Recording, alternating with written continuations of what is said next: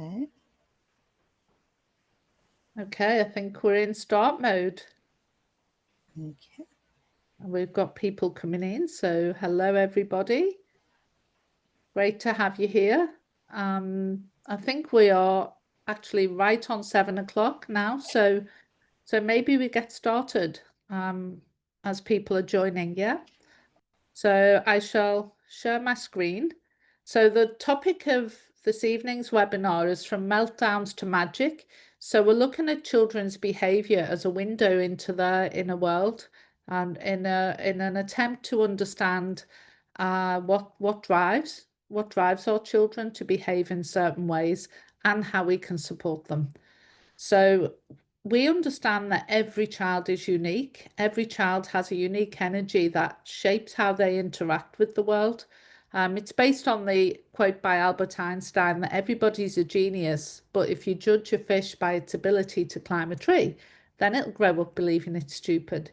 And what that's communicating really is that we are all unique, we are all perfect, and that if we seek to understand a child's energy and what motivates them, then we're better able to help them develop the social skills.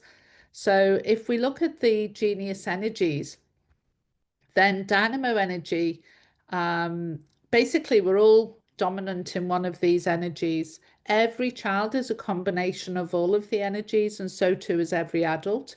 But there's going to be one energy that's more dominant. And by observing your child and their behavior, you'll get an idea of which is their dominant energy. And when we know that, then we can better support them. So if we just go through the energies here on the screen, dynamo energy is full of ideas. They're very creative. They're naturally curious. They're inventive. And they love coming up with new ideas all of the time. They're full of energy and enthusiasm and very imaginative. So they're the children that you're going to hear say, I know what we can do, and I know what we should do with this. Let's go and build this, and let's go and play that. So they'll be coming up with all the ideas in their idea for other children to follow. They don't always do that, but that's their motivation.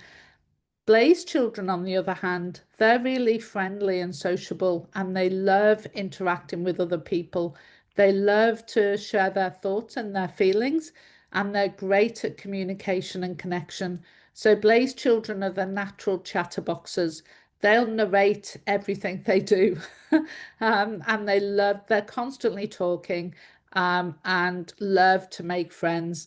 Very extroverted, can be seen sometimes as being, I guess, the life and soul of the party. And I'm sure you've got friends and people you know like that as well.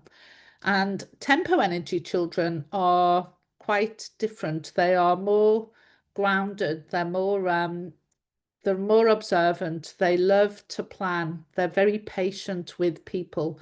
They are thoughtful, and they like routines, rhythms, and structure. They like to do things step by step and to have a level of predictability in their lives. So natural tempo children are really, you'll see them really taking care of their friends.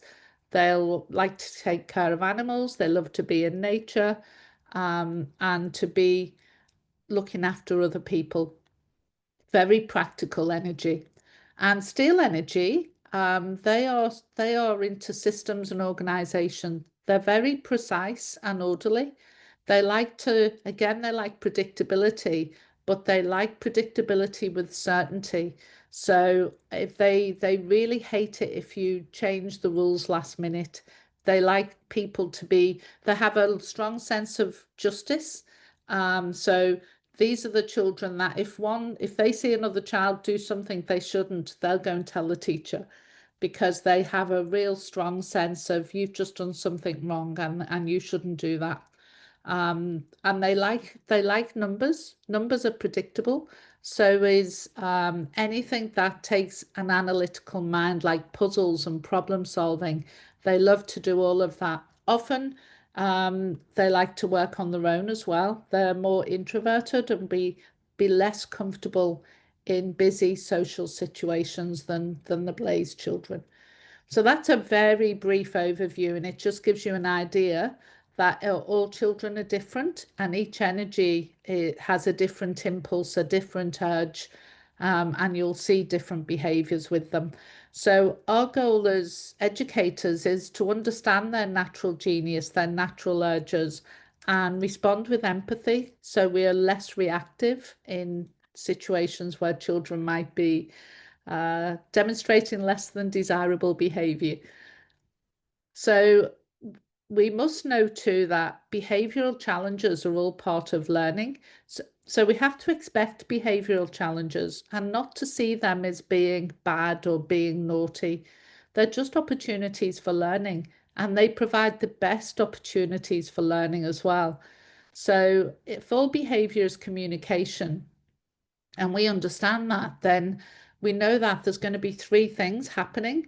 Children are demonstrating challenging behavior, maybe because an emotional need is not being met. They don't yet understand how to express their emotions effectively, and they don't have the skills of self-regulation.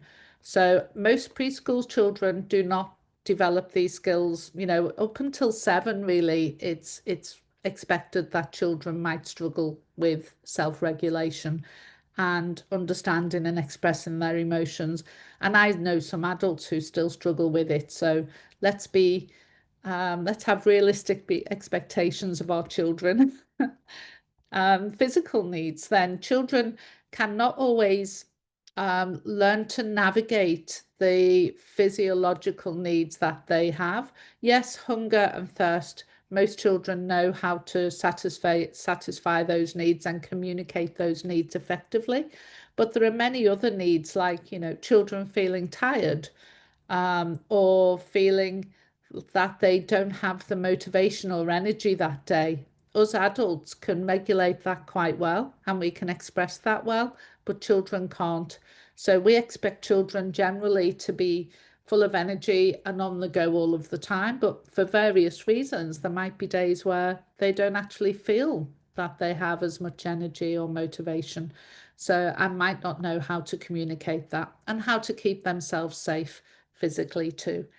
But also their natural genius is a natural urge that is within them. They're born with this genius, and that is a driver, like the play instinct.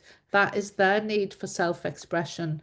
And it's actually a desire, like an impulse. It's a strong desire to be able to express ourselves. And so by learning to manage that energy, they're learning self-awareness and learning self-control. So all these three things are really, really important for us to be able to manage ourselves effectively in order to grow our social competence. One of the most important things we can teach, in fact. So let's look at each energy briefly. Dynamo energy, like I say, they're really imaginative. So they are the ideas person in the playground, and they're just full of them. Some of them good ideas, some of them less so. And they can become really attached to their idea, thinking it's the best idea yet, and why won't other children follow me? So they can get very frustrated if people are not listening to them or understanding why this idea of play might work or might be the best thing to do. They're good problem solvers because they carry the spark of creativity and imagination. So they will often find solutions to problems. So you'll see that happen if you're observing play.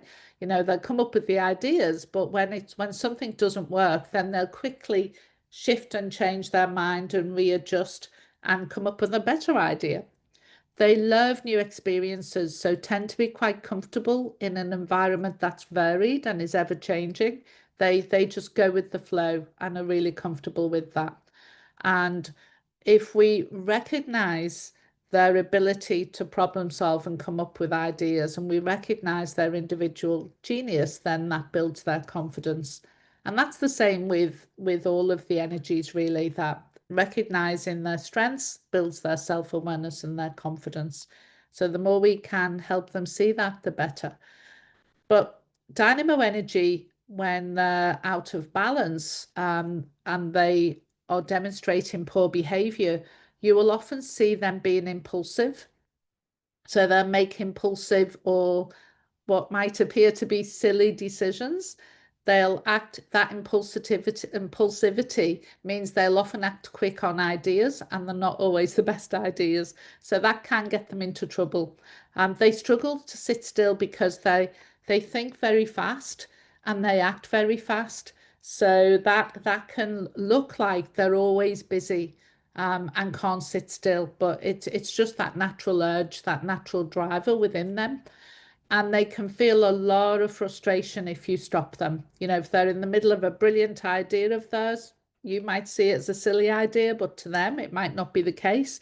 And you try and stop them acting on that urge or impulse, then you can sometimes see them have meltdowns and tantrums. So the best way we can support them is to provide many choices and hands-on activities.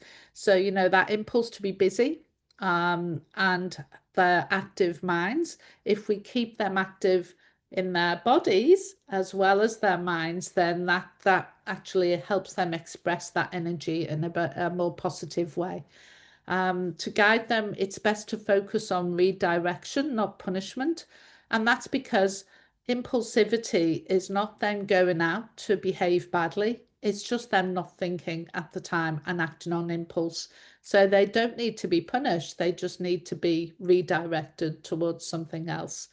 And also celebrating their creativity whilst setting clear boundaries. If they understand the boundaries and we can manage impulse control, then generally they will understand what's expected of their behavior. So you probably, as we go through these energies, be thinking about your children or children in your care and what energy they might have themselves. It will help you better understand them. And of course, these slides will be available to you to refer to as well.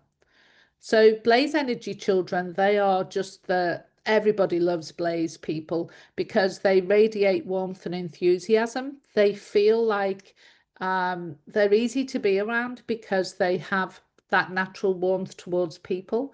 And because of that, they can easily make friends. They draw energy from being with other people as well, from the interaction, and they have a great gift for communication, which really helps them make friends as well. So it's very, life can be a lot easier for Blaze children. However, on the other hand, their behavior could be, when they're out of balance, their challenging behavior could be attention seeking because they're quite extroverted and dominant. So they can always be seeking to be the person in charge, the person that talks to other, that dominates the play situation. They can talk over others. And again, this can look like a bad behavior and it can cause problems with other children, but it's their natural enthusiasm and their natural urge to be communicating. And they can also struggle with sharing as well. So the way we can support them is teach turn taking and obviously be empathetic in that struggle, because their enthusiasm and extroversion means they don't always think about, you know, slowing down in order to be considerate of other children. They're just so full of enthusiasm, and their extroverted personality drives that as well. So if we guide them by teaching turn taking, maybe through games, or supporting them in the play areas to take turns as well, can help them. Role play and social situations, they thrive in role play and social situations, and that can help them make sense of the world around them. So offering lots of role play, where you can maybe play a game where you're role playing with them and play and act out different scenarios, is a great way to teach. Use group praise. They're very social and expressive and thrive connection, as we said. So praising them in front of other people really helps them feel good, and they appreciate the acknowledgement from others at the same time, or to be seen as that person who is good at certain things. So, excuse me. So teaching social skills is really important, but because they love people and connection, they are going to just gravitate towards opportunities to learn that. I'm just going to have a sip of water. Sorry, guys. Oh. So the next energy we're going to look at is the tempo energy. So tempo energy children are calm and thoughtful. They're more reserved, still very friendly. So we're still in that people connections energy. They're still very friendly, but they're more like making friends one-on-one or just a couple of friends rather than being in a whole group and the life and soul of the party. They have a strong sense of empathy and focus on the feelings of others, almost sometimes to the point of losing themselves. They'll focus more on others than their own needs.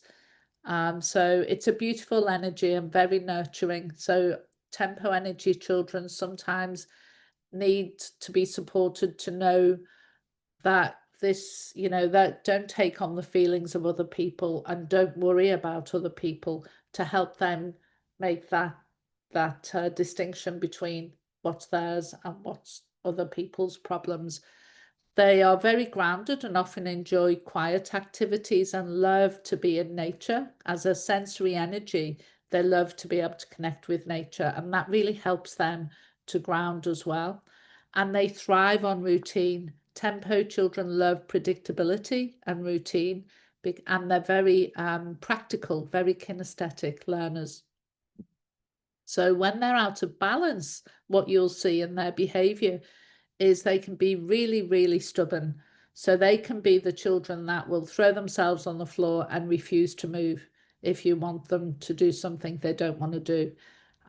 They can be very slow to join in new activities and experiences, because that more reserved energy can be quite challenging for them. They can be overwhelmed by a lot of noise and a lot of activity, and also by a lot of change as well. So tempo children need a bit more time to get used to new situations and to get used to new people. But once they form those friendships, then they tend to have really strong relationships, good friendships with other children.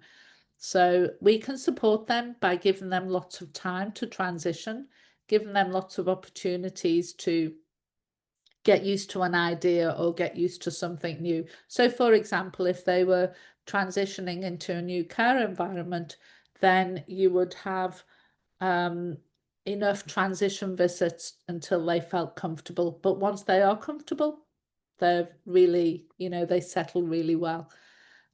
Using visual cues and schedules and gentle reminders helps tempo children. So if say, for example, they're engaged in something they love doing, but it's going to be a mealtime or bedtime soon, having a countdown clock, just be saying to them 10 more minutes and then we'll need to get ready for bed.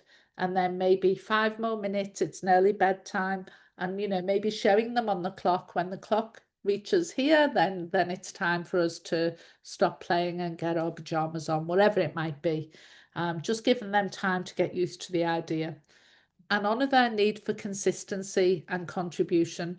Because they have that steady, caring nature, give them lots of opportunities to express that.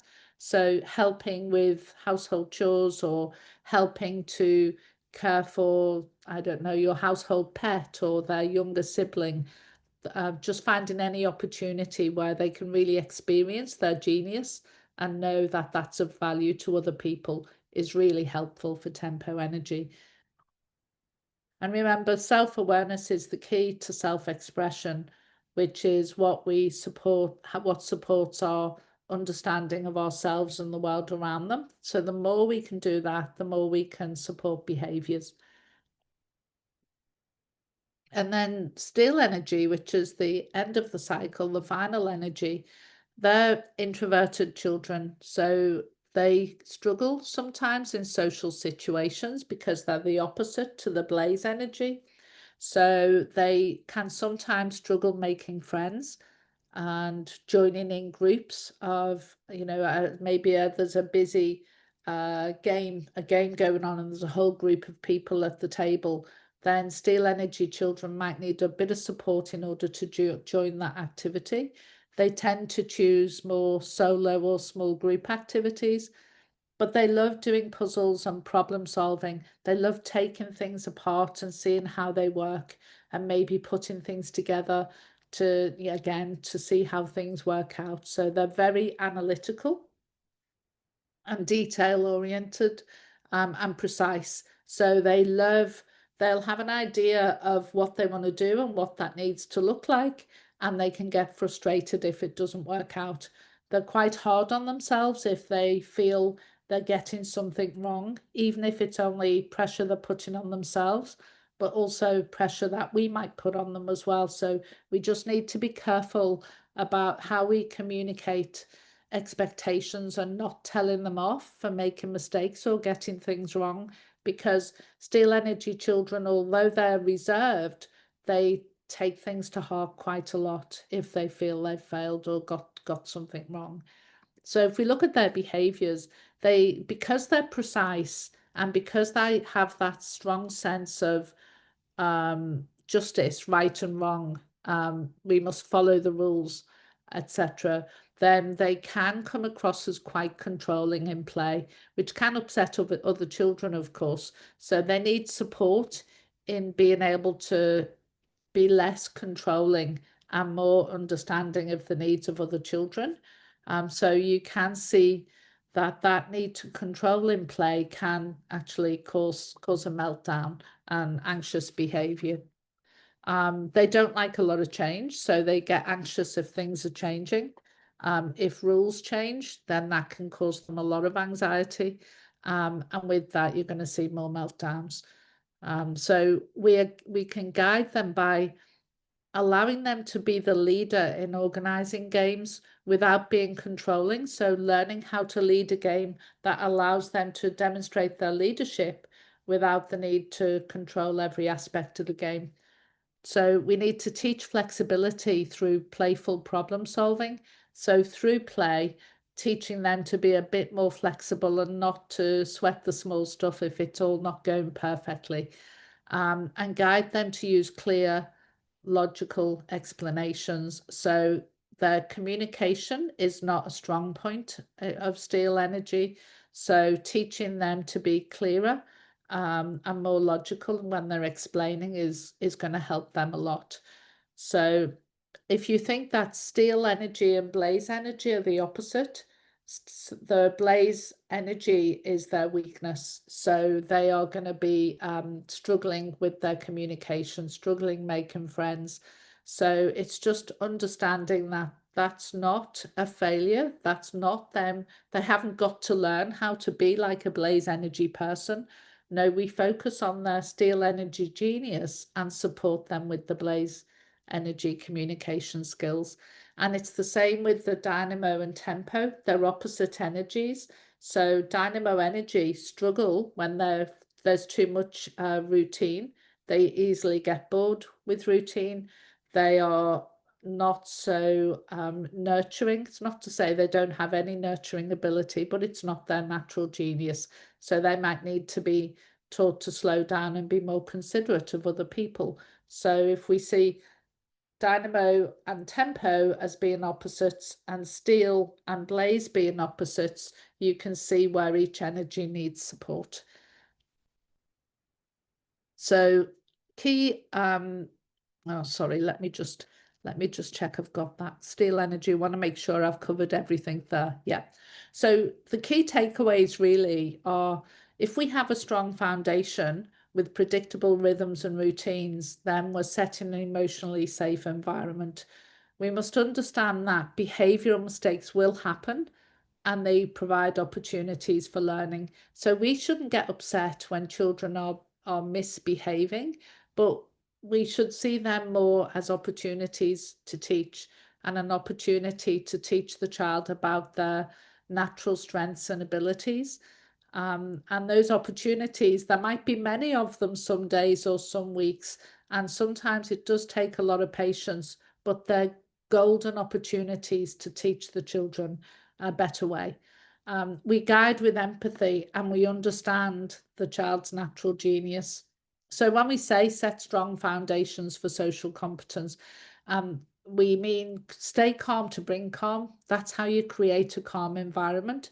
If the child is having a meltdown and then we start shouting at them and getting upset, then the whole thing escalates and we all end up we end up being a bad role model. The child gets more and more stressed and it ends up a whole home hot mess, really. So stay calm to bring calm, accept that, if a child is tantruming, then let them work through it.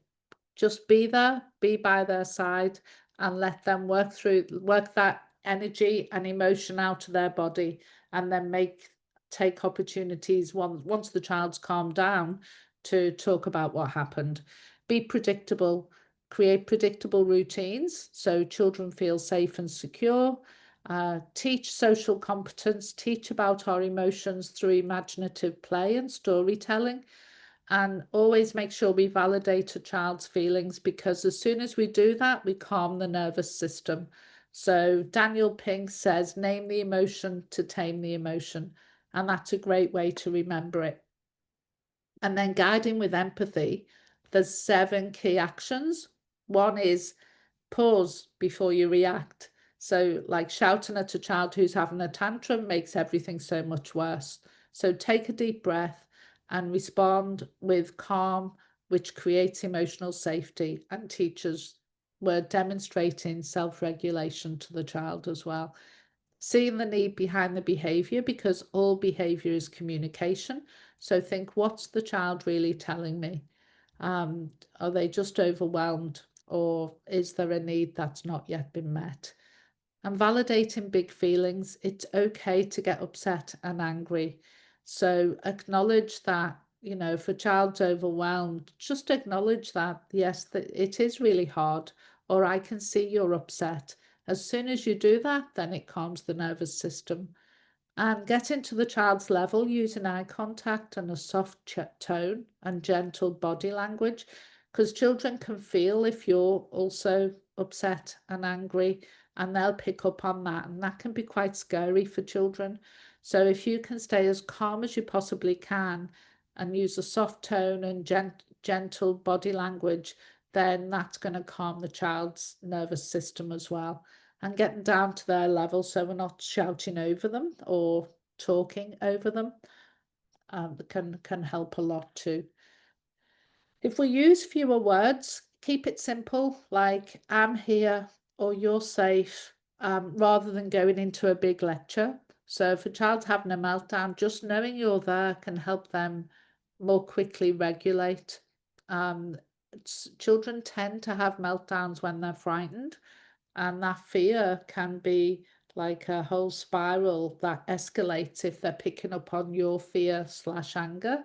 So the more we can regulate ourselves to then offer co-regulation rather than try and control the behavior, because you can't control the emotion, only the child can control that emotion.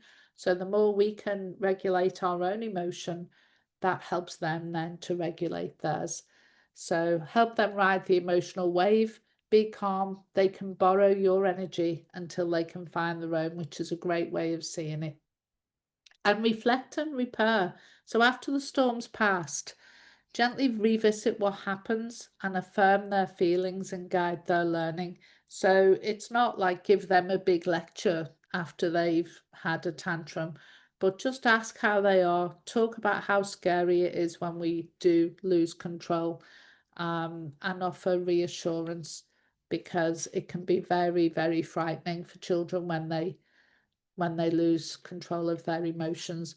And finally, looking at the genius energies and reflect on that too. So does the child need more opportunities for creative expression? Do they need more freedom to make choices of their own? Are they seeking more connection if they're Blaze, or attention? Do they feel left out? That's going to be a common challenge for Blaze children if they feel they're not being included in a group activity. So children can sometimes so much struggle with this that they can't communicate it. And again, they have meltdowns. So, or do they need more predictability? Do they need a more calming environment? Do they need maybe an area that they can go to if they're feeling overwhelmed that's got cushions and comfort teddies and things like that that can help them? Or are they just overwhelmed by change or overwhelmed by too much activity going on, too many people around, too many demands on their energy and time? So consider their genius energy, and help, considering their genius energy can help you understand how to support them and how to recognize actually, you have this energy, you have this genius. I'm going to support you with your weaknesses, and we all have them. So the more we can understand that, the better for our children. So sorry, that's a lot of content. And we've finished on what we need to cover. So I'd like to come over to you for any questions.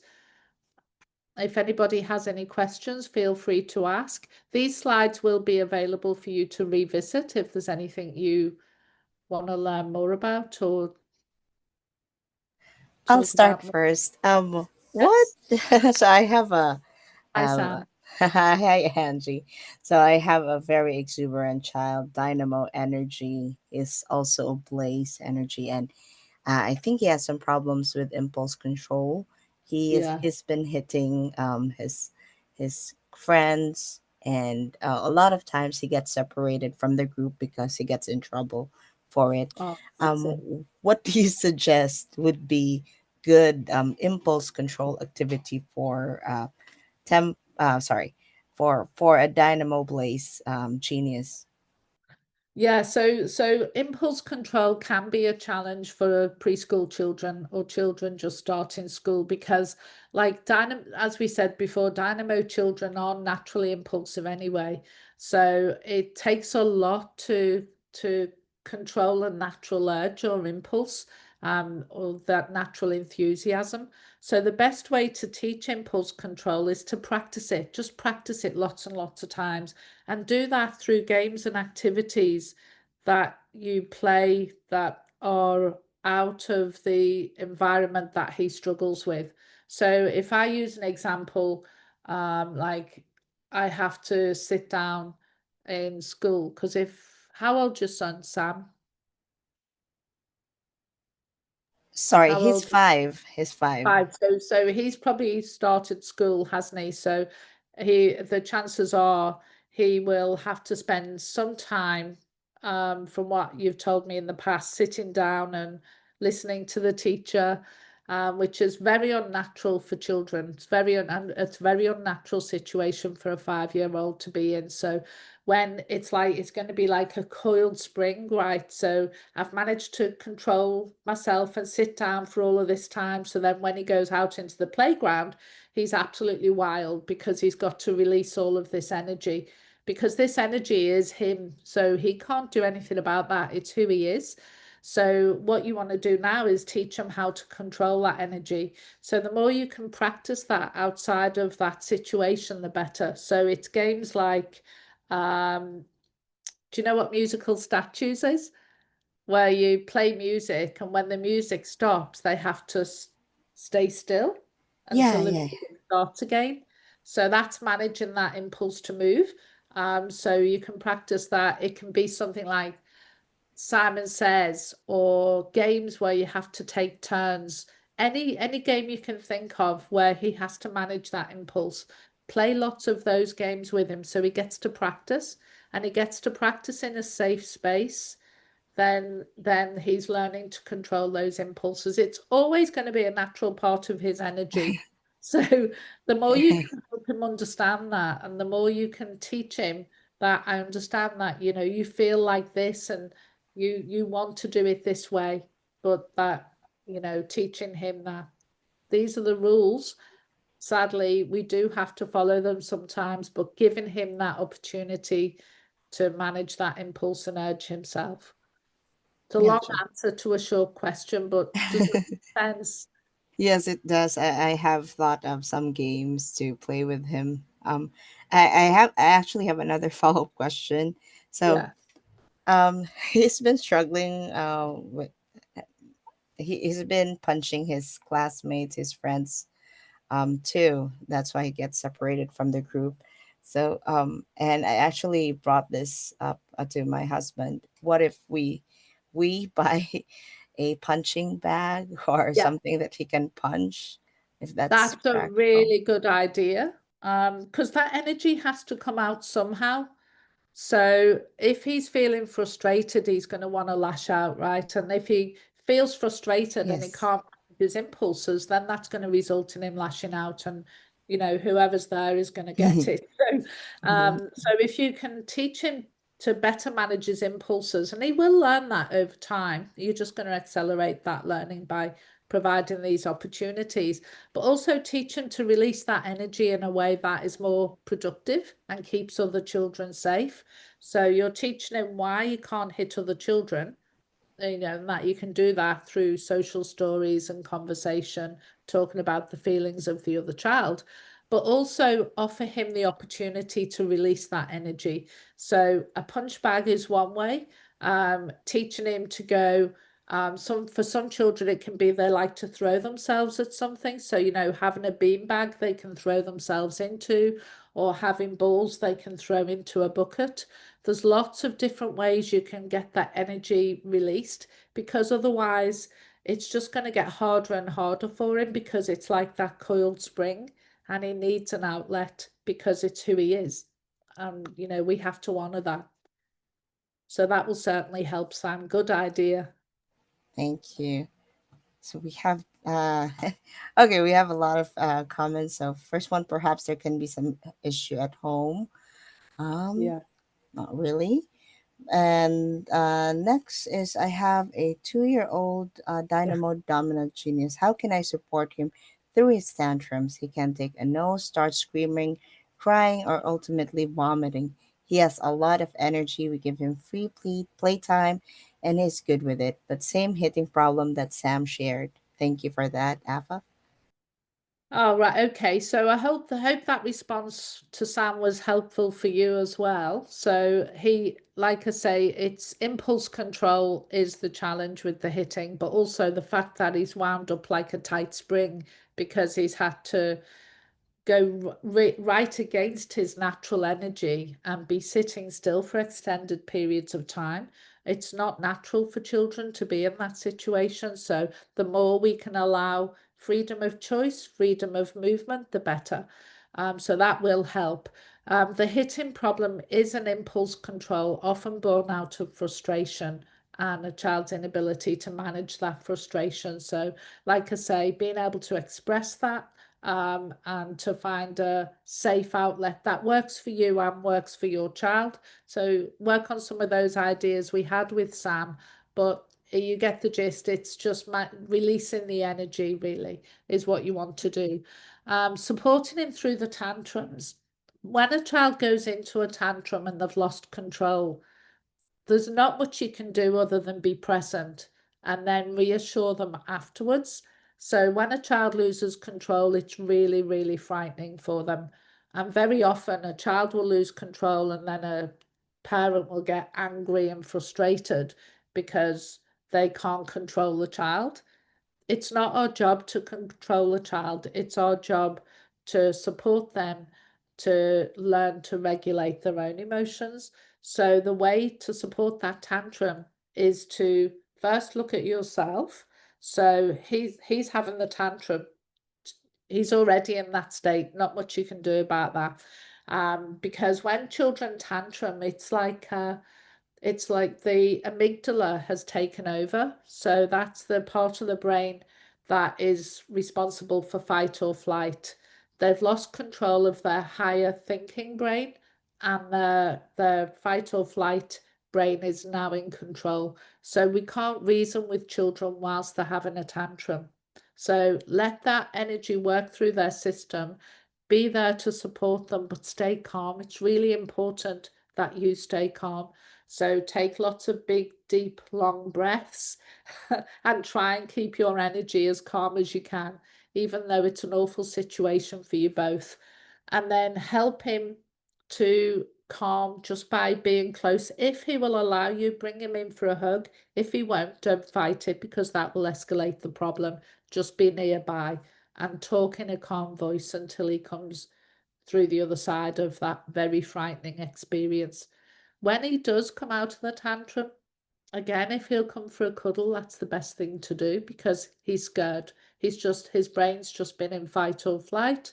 He can't control that and he'll be really frightened. So be that safe space for him and sit with him and give him a cuddle until his nervous system calms down.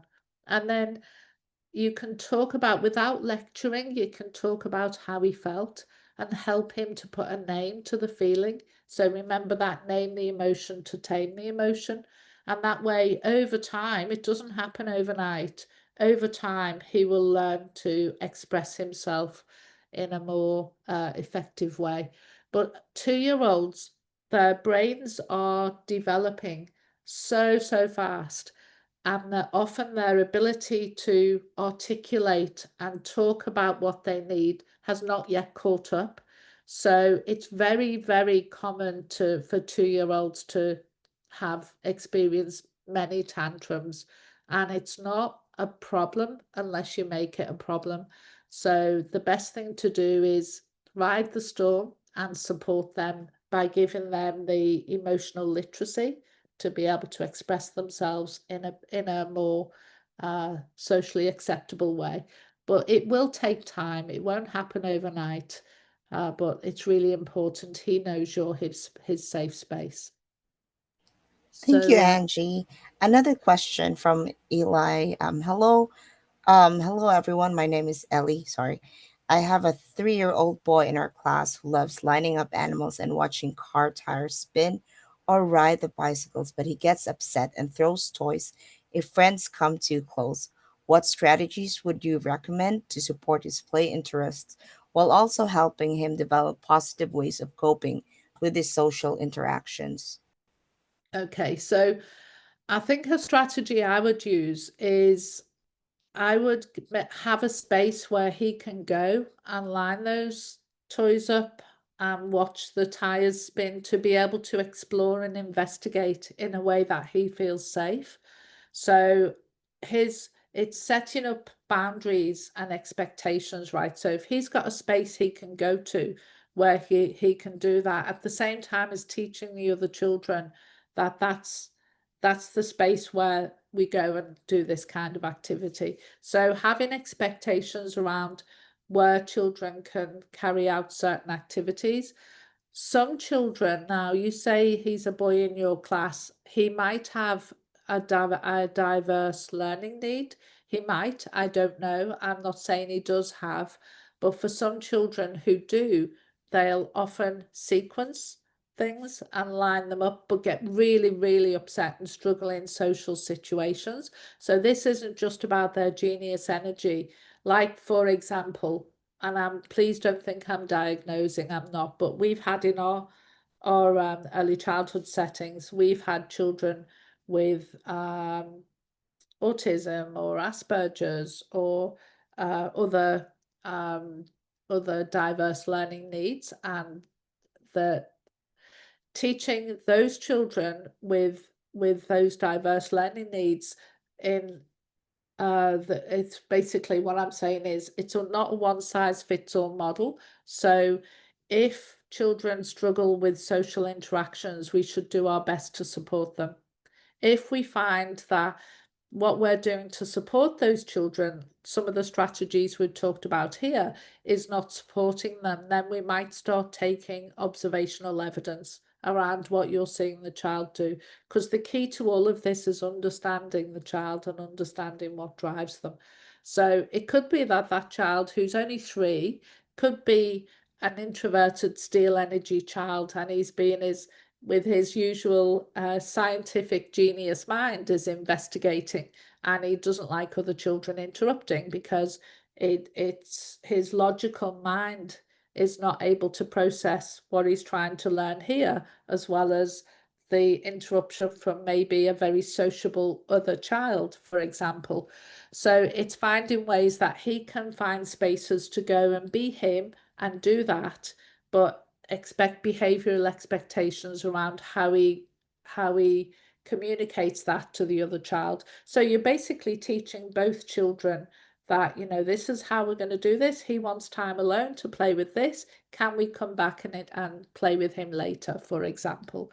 But if it's a child who's not responding to the typical steps we put in to support that behaviour, I'd definitely be taking observations and seeing if he needs any additional support. It's certainly not a one-size-fits-all model because we are all very complex beings. So we've got Nida, my boy is 3 years old and loves to play, pretend play, but most of the play includes fighting, and he will either play a helper role or play a victim. Also, he doesn't like sharing and he would take toys off other kids. What would you advise to support such a child? Typical of a lot of children, I would say. So I would say, first of all, don't worry.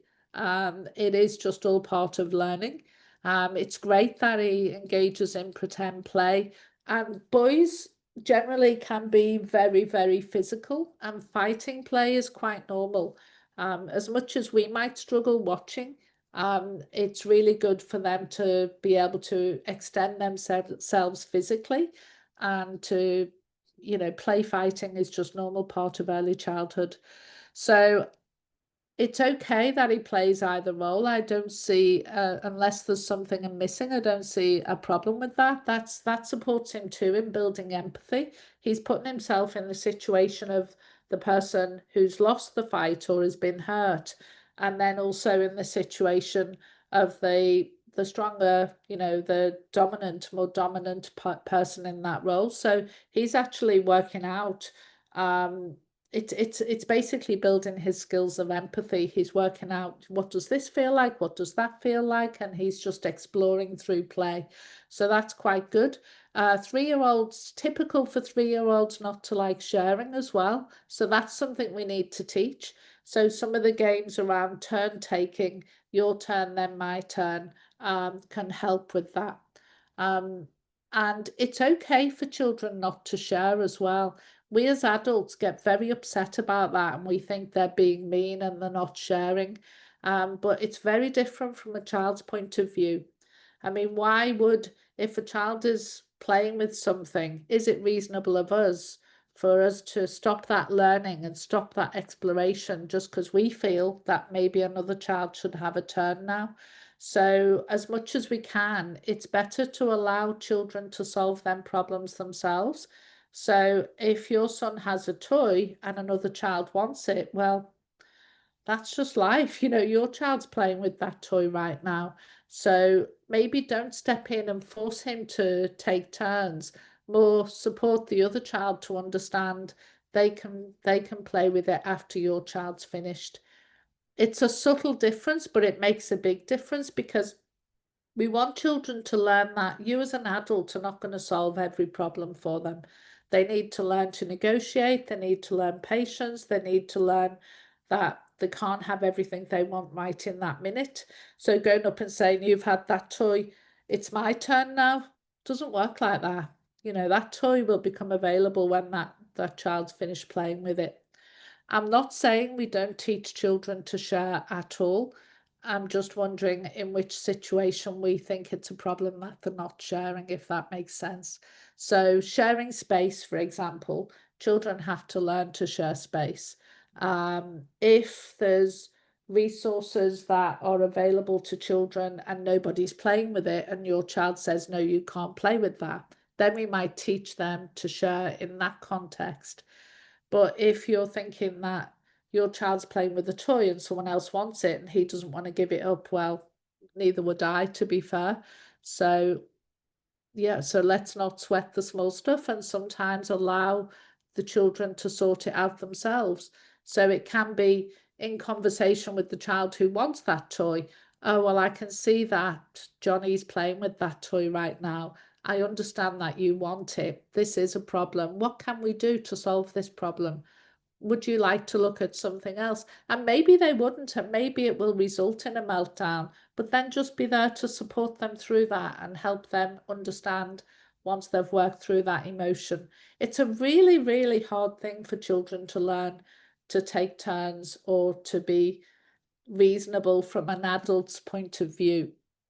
But it's the greatest learning we can teach. So, you know, helping them just work through all these emotions and naming these emotions and developing that sense of awareness of who they are is the most important thing.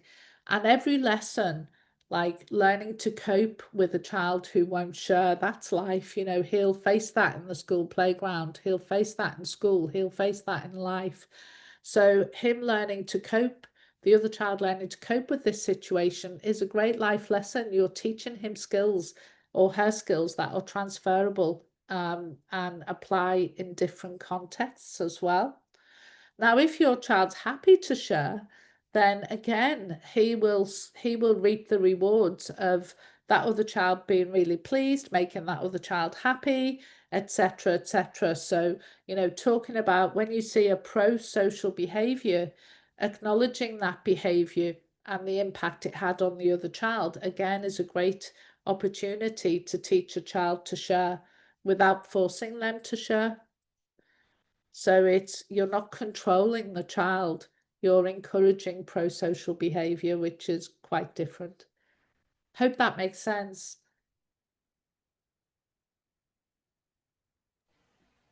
Hi, thank you so much for all those your questions, and Angie for your insightful answers as well. Do we have any other questions or concerns that you'd like to address? There's none in chat, I can see. Thanks, everyone. It's really great when people have questions because I'm sure other people will have similar thoughts as well. Oh, you're working with closely with an early intervention teacher, Ellie. Oh, that's great. Yeah, that's really good. They'll certainly help you. So, you know, we're talking generally for children who are neurotypical here when we're looking at these strategies, and applying these strategies to all children will help you identify children who might be neurodiverse and seek help. So, Ellie, it sounds like you're doing a fantastic job there.